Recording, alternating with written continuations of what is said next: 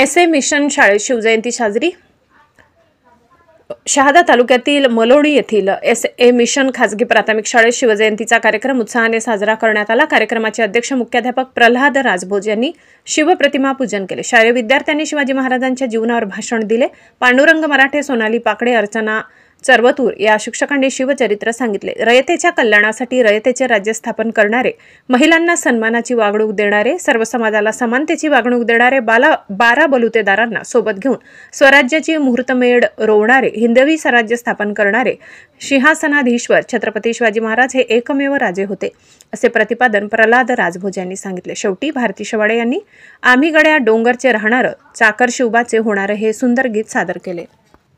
कार्यक्रमाचे सूत्रसंचालन सोनाली पाकडे यांनी केले। पांडुरंग मराठे, मंगला पाटील, भारती शेवाडे, रविकांता वसावे, नितीन गलराह, अर्चना चरवतूर यांनी परिश्रम घेतले। पुलायन जाधव, म्हसावत प्रतिनिधी।